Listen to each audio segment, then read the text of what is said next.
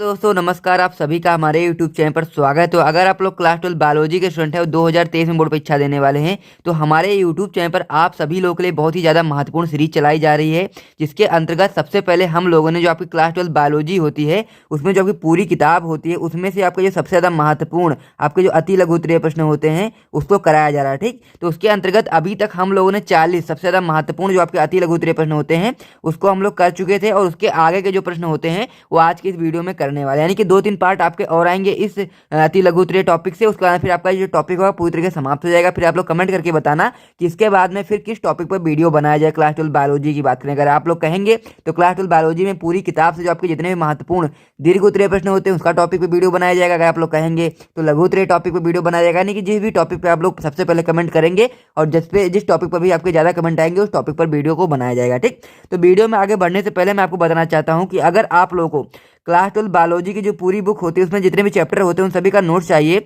और साथ ही में इंपॉर्टेंट क्वेश्चन आंसर चाहिए इसी प्रकार से, तो आपको डिस्क्रिप्शन में मेरा व्हाट्सएप नंबर मिल जाएगा, आप लोग मुझसे कांटेक्ट कर लीजिएगा। चार्ज केवल 50 रहेगा, इसके अंतर्गत आप लोगों को सारी चीज़ देखने को मिल जाएगी, यानी कि नोट्स भी मिल जाएगा और साथ में बायोलॉजी के इंपॉर्टेंट क्वेश्चन आंसर भी आपको मिलेंगे। चार्ज केवल 50 रुपीज़ रहेगा। ठीक, तो जिनको भी ज्वाइन करना है डिस्क्रिप्शन में आपको मेरा व्हाट्सएप नंबर मिल जाएगा, आप लोग वहाँ से आकर के मैसेज कर लीजिएगा। ठीक, तो चलिए दोस्तों वीडियो को शुरू करते हैं। ठीक, तो जो हमारी सीरीज चल रही थी इसके अंतर्गत जो हमारा जो लास्ट वीडियो था इसके सीरीज के अंतर्गत जो आपका लास्ट वीडियो था उसमें मैंने एक लास्ट में सवाल पूछा था आप लोगों से, यार कह सकते हैं कि एक क्वेश्चन का आंसर आप लोगों को बताना था। जो आपका क्वेश्चन होता था क्वेश्चन नंबर जो 40वां जो था उसमें मैंने बताया था कि आप लोग कमेंट करके बताइएगा जो आपका होता है न्यूक्लियोटाइड में पाए जाने वाले प्यूरिन के नाम लिखिए। ठीक, तो इसका आंसर 2 स्टूडेंट ने कमेंट करके बताया था, जिनका नाम है एक व्यक्ति का नाम है जो है सुनील है और एक व्यक्ति जो है आपके स्टूडेंट जो है वो आपके राजीव दुबे हैं। ठीक, तो दोनों लोगों ने इसका बिल्कुल सही आंसर बताया था, तो बहुत ही अच्छा लगा देख करके। अगर आप लोग ऐसे ही कमेंट करते हैं तो बहुत ही अच्छा लगता है देख करके, तो आप लोग अगर ऐसे ही कमेंट करते रहेंगे तो आप लोगों को लगातार बहुत ही अच्छी तरीके से वीडियो आपको मिलती रहेगी। ठीक, तो अब चलिए दोस्तों वीडियो को शुरू करते हैं। वीडियो के लास्ट में एक क्वेश्चन और भी आप लोगों के लिए है, तो आप लोग उसका भी कमेंट करके जरूर बताइएगा अगर जिनको भी इसका आंसर पता होगा। अगर जिनको नहीं पता होगा तो उसका सोल्यूशन मैं नेक्स्ट वीडियो जब आएगी उसमें मैं आपको बता दूंगा। ठीक, तो चलिए दोस्तों वीडियो को शुरू करते हैं और जो आपका 41वां प्रश्न है उससे इस वीडियो को शुरू करते हैं। ठीक, तो इसे आप लोग जानते ही होंगे कि 40 प्रश्न हम लोग ऑलरेडी कर चुके हैं और जितने भी इस पुरानी वीडियोस को नहीं देखा है तो आप लोग जरूर उसे देख लीजिएगा, क्योंकि डिस्क्रिप्शन में आपको उसका लिंक मिल जाएगा प्लेलिस्ट का। क्योंकि जितने भी क्वेश्चन मैं आपको बता रहा हूँ सभी बहुत ज़्यादा महत्वपूर्ण होते हैं और आपके बोर्ड परीक्षा में हर साल पूछे जाते हैं, तो इसलिए आपको हर एक क्वेश्चन को अच्छे तरीके से फॉलो करना है, याद कर लेना है और साथ में अपनी कॉपी में उसे नोट भी कर लेना है, ताकि बोर्ड एग्जाम से पहले आप लोग उसे अच्छे तरीके से तैयार करके अपने बोर्ड एग्जाम में 90-95% तक स्कोर कर पाएँ। तो चलिए दोस्तों वीडियो को शुरू करते हैं। तो अब हमारा जो 41वां प्रश्न है वो आपका होता है न्यूक्लियोसाइड तथा न्यूक्लियोटाइड में अंतर लिखिए। ठीक, 2014 में, 2010 में और 2008 में बोर्ड परीक्षा में आपका क्वेश्चन आया हुआ है, काफी ज्यादा महत्वपूर्ण क्वेश्चन होता है ये। तो इसमें आप लोगों को बताना क्या है, आपको बताना है कि जो आपका न्यूक्लियोसाइड्स होता है साथ ही में जो आपका न्यूक्लियोटाइड्स होता है उसमें क्या क्या अंतर होता है, यही हम लोग को बताना है। ठीक, तो इस प्रकार से आप लोग को सबसे पहले न्यूक्लियोटाइड्स की हेडिंग लगा देनी है और न्यूक्लियोसाइड की दोनों की हेडिंग लगा देनी इस प्रकार से आपको। उसके बाद फिर आप लोग को अंतर लिखना स्टार्ट करना। सबसे पहले आप लोग लिखेंगे न्यूक्लियोसाइड्स में आप लोग बताएंगे कि यह 2 अणुओं नाइट्रोजनी क्षारक तथा पेंटोस शर्करा से बनता है, यानी कि हम लोग को बताना है, हम लोग बताएंगे इसमें कि जो आपका न्यूक्लियोसाइड्स होता है यह 2 अणुओं से मिलकर के बना होता है, जो आपका होता है नाइट्रोजनी क्षारक और साथ ही में आपका पेंटोस शर्करा से मिलकर के बना होता है। ठीक, और वहीं पर हम लोग न्यूक्लियोटाइड्स की बात में तो ये आपका 3 अणुओं से मिलकर के बना होता है, जिसमें आपका होता है नाइट्रोजनी क्षारक, आपका पेंटोस शर्करा तथा फास्फेट से मिलकर के बना होता है। ठीक, तो इस प्रकार से आप लोग एक एक पॉइंट बताएंगे। उसका फिर जो आपका सेकंड पॉइंट होता है आप लोग बताएंगे कि जो आपके न्यूक्लियोसाइड्स होते हैं क्षारीय प्रकृति के होते हैं। वहीं पर हम लोग न्यूक्लियोटाइड्स की बात करें तो ये आपके अम्लीय प्रकृति के होते हैं, तो ये भी आप लोग समझ गए होंगे। अब हम लोग बात करते हैं इसके लास्ट पॉइंट की, तो आप लोग इसमें बताएंगे कि जो आपका न्यूक्लियोसाइड्स होता है वो आपका न्यूक्लियोटाइड के घटक होते हैं। ठीक, ये चीज आपको अच्छी तरह ध्यान देना है कि जो आपके न्यूक्लियोसाइड्स होते हैं वो न्यूक्लियोटाइड्स के घटक होते हैं। ठीक, ये चीज आपको अच्छी तरह ध्यान होगा। उसके बाद फिर हम लोग बात करते हैं न्यूक्लियोटाइड्स में क्या होता है लास्ट पॉइंट, इसमें हम लोग बताएंगे कि ये न्यूक्लिक अम्ल ऊर्जावाहक तथा सा एंजाइम के घटक हैं। ठीक, तो इस प्रकार से आप लोग इसका भी आंसर बता सकते हैं, तो आप लोग इसे नोट कर लिए जल्दी से अपनी कॉपी में। और ये क्वेश्चन जो है बहुत ही महत्वपूर्ण है, आपके बोर्ड परीक्षा 2023 में आ सकता है, तो इसलिए आपको इसे अच्छे तरीके से तैयार कर लेना है। फिर हम लोग अगले क्वेश्चन की ओर बढ़ते हैं।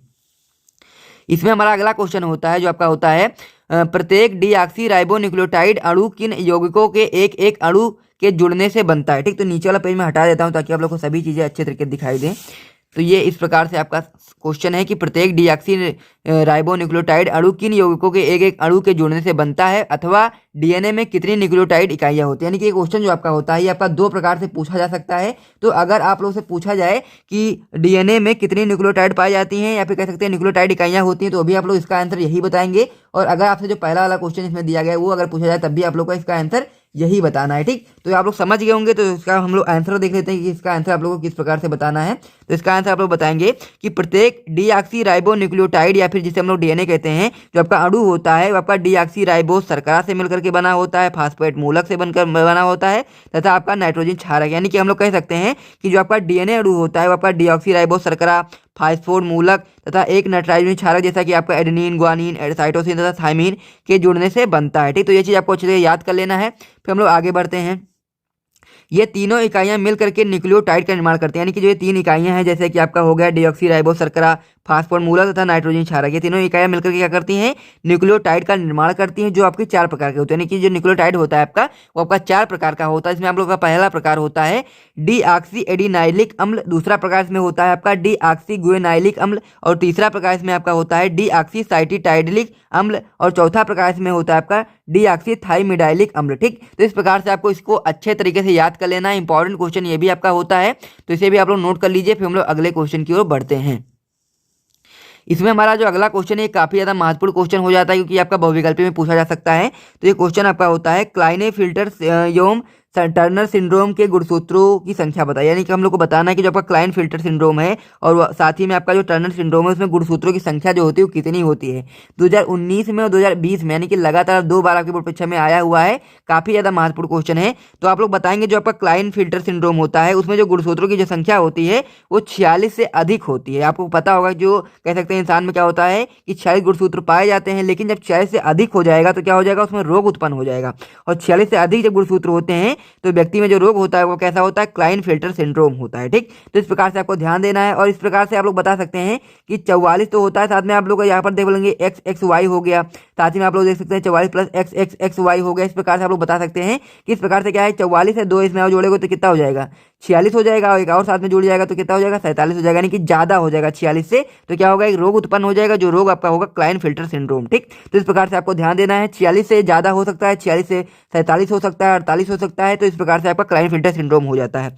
वहीं पर आपका जो दूसरा जो इसमें रोग दिया गया आपका होता है टर्नर सिंड्रोम। जो टर्नर सिंड्रोम होता है वो आपका क्लाइनफिल्टर सिंड्रोम के एकदम अपोजिट होता है। इसमें क्या होता है, 46 से ज़्यादा हो जाता है, और इसमें टर्नर सिंड्रोम में 46 से कम हो जाता है। ठीक, तो इसमें क्या होता है, जो टर्नर सिंड्रोम होता है उसमें गुणसूत्रों की संख्या होती है वो कम हो जाती है 46 से, तो क्या होता है कि टर्नर सिंड्रोम उत्पन्न हो जाता है। तो इस प्रकार से आप लोग इसका भी आंसर बता सकते हैं। तो इसे भी आप लोग नोट कर लीजिए। फिर हम लोग अगले क्वेश्चन की ओर बढ़ते हैं। तो अब हमारा जो अगला क्वेश्चन है, क्वेश्चन नंबर 44 क्या, उसे देख लीजिए आप लोग।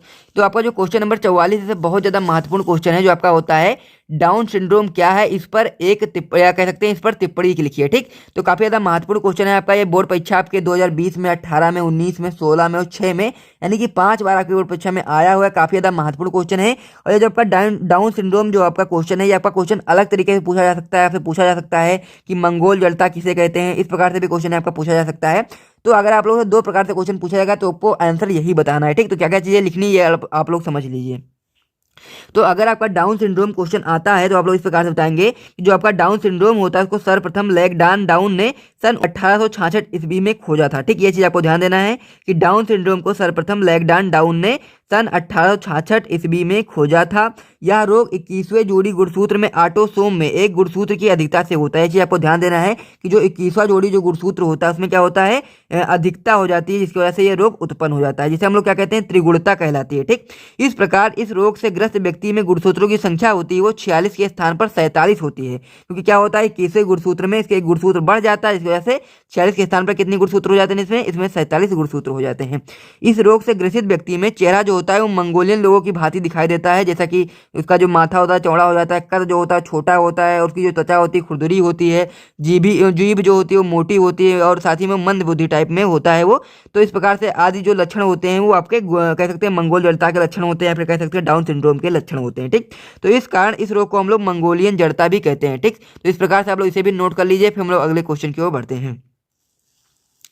इसमें हमारा अगला क्वेश्चन है क्वेश्चन नंबर 45, जो आपका होता है सर्वग्राही तथा सर्वदाता रुधिर कौन से हैं। ठीक, हम लोग को बताना है कि सर्वग्राही और तथा सर्वदाता जो रुधिर है वो वर्ग कौन से वर्ग हैं, इनके नाम हम लोग को बताने हैं। 2014 में, 10 में और 7 में, यानी कि 3 बार आपके बोर्ड परीक्षा में क्वेश्चन आया हुआ है। काफी ज्यादा महत्वपूर्ण क्वेश्चन है। ठीक, वर्ग का जो मनुष्य होता है वो सर्वग्राही होता है, यानी किसी भी व्यक्ति से वो रुधिर को ले सकता है। लेकिन जो आपका ओ रुधिर वाला व्यक्ति होता है, ओ रुधिर वर्ग वाला व्यक्ति जो होता है वो सर्वदाता होता है, यानी किसी भी व्यक्ति को, किसी भी वर्ग को वो रक्त को दे सकता है, यानी कि रुधिर को दे सकता है। तो इस प्रकार से इसे भी आप लोग को अच्छे तरीके से ध्यान देना है। तो ये भी आपका इंपॉर्टेंट क्वेश्चन है, इसे भी आप लोग नोट कर लीजिए। फिर हम लोग अगले क्वेश्चन की ओर बढ़ते हैं। इसमें हमारा अगला क्वेश्चन है जो आपका होता है वंशागति का क्रोमोसोम वाद किसने दिया था। एनसीईआरटी का क्वेश्चन है और 2020 में आपकी बोर्ड परीक्षा में आया हुआ भी है। तो काफी ज्यादा महत्वपूर्ण क्वेश्चन हो जाता है। तो आप लोग बताएंगे कि वंशागति का जो गुणसूत्र या फिर हम लोग कह सकते हैं क्रोमोसोम सिद्धांत जो है वो सटन और ब्रोबेरी ने सन 1902 ईस्वी में दिया था। ठीक, तो इस प्रकार से आप लोग इसे याद कर सकते हैं, बहुत ही महत्वपूर्ण क्वेश्चन है। तो इसे आप लोग नोट कर लीजिए। फिर हम लोग अगले क्वेश्चन की ओर बढ़ते हैं। इसमें आपका क्वेश्चन नंबर 47 है जो आपका होता है एलील क्या है। 2010 में, 2013 में बोर्ड परीक्षा में आया है क्वेश्चन ये आपका। और एलील को हम लोग हिंदी में युग्म विकल्पी भी कहते हैं। ठीक, तो इसका आंसर आप लोग इस प्रकार से बताएंगे। सबसे पहले आप लोग एलील को हेडिंग लगाओ या फिर युग्म विकल्पी लगाओ, ये दोनों आपके एक ही होते हैं। तो आप लोग लिखेंगे एक लक्षण के तुलनात्मक रूपों के जीन्स एलील कहलाते हैं, यानी कि जो एक लक्षण होता है उसमें जो तुलनात्मक जो रूप होते हैं उनके जीन्स जो होते हैं उसको हम लोग एलील कहते हैं। अर्थात हम लोग इसको इस प्रकार से बता सकते हैं कि एक ही जीन के 2 या अधिक जो विकल्प होते हैं, जैसे कि पुष्प का रंग हो गया, तो रंग कैसा हो सकता है, लाल भी हो सकता है, सफेद भी हो सकता है। तने की लंबाई की बात करें तो जो तने की लंबाई होती है वो लंबा भी हो सकता है, बौना भी हो सकता है। तो इस प्रकार से आप लोग इसको याद कर सकते हैं, उसे आप लोग याद कर लीजिए, काफी महत्वपूर्ण क्वेश्चन है। तो इसे आप लोग नोट कर लीजिए। फिर हम लोग अगले क्वेश्चन की ओर बढ़ते हैं। तो अब हमारा जो अगला क्वेश्चन है, क्वेश्चन नंबर 48 क्या है उसे भी आप लोग देख लीजिए। तो क्वेश्चन नंबर 48 है हमारा कि मनुष्य में अमीबता या फिर अमातिसार जो आपका होता है, जिसे हम लोग इंग्लिश में कहते हैं एमीबियासिस रोग, किस से उत्पन्न होता है, यानी कि हम लोग को रोग कारक का नाम बताना है। तो आप लोग बता सकते हैं उत्तर में, उत्तर लिखेंगे आप लोग लिखना स्टार्ट करेंगे कि अमीबता या फिर हम लोग जिसे कह सकते हैं अमीबियासिस रोग जो होता है वो आपका एंट अमीबा हिस्टोलिटिका नामक प्रोटोजोवन परजीवी द्वारा होता है तथा ये आंत में पाया जाता है। ये चीज आपको अच्छी तरह ध्यान देना है कि अमीबिता या फिर अमीबियासिस जो रोग होता है वो आपका एंट अमीबा हिस्टोलिटिका नामक प्रोटोजोवन परजीवी द्वारा होता है ये, तथा ये आंत में पाया जाने वाला रोग है। ठीक है, ये चीज आपको अच्छे से ध्यान देना है। फिर हम लोग अगले क्वेश्चन की ओर बढ़ते हैं। तो इसे भी आप लोग नोट कर लीजिए। क्वेश्चन नंबर आपका 49 जो है वो आपका होता है सिरका उत्पादन में किन जीवाणुओं का उपयोग होता है। 2018 में आपके बोर्ड परीक्षा में क्वेश्चन पूछा गया है। आप लोग बताएंगे कि सिरका, जिसे हम लोग एसिटिक अम्ल कहते हैं, तो एसिटिक अम्ल के निर्माण के लिए शर्करा के घोल का जो होता है, शर्करा के घोल का माइकोडर्मा एसिटी या फिर हम लोग कह सकते हैं कि एसिटोबैक्टर एसिटी नामक जीवाणु द्वारा किण्वन कराया जाता है, जिसकी वजह से हमको एसिटिक अम्ल का निर्माण कर सकते हैं। ठीक, तो इस प्रकार से आपके 49 क्वेश्चन कंप्लीट हो चुके हैं। अब हमारा जो लास्ट क्वेश्चन होता है जो आपका होता है जीन की क्रियाशील इकाई को क्या कहते हैं। 2009 में और 2003 में बोर्ड परीक्षा में क्वेश्चन आया हुआ है। तो इसका आंसर आप लोगों को कमेंट करके बताना है।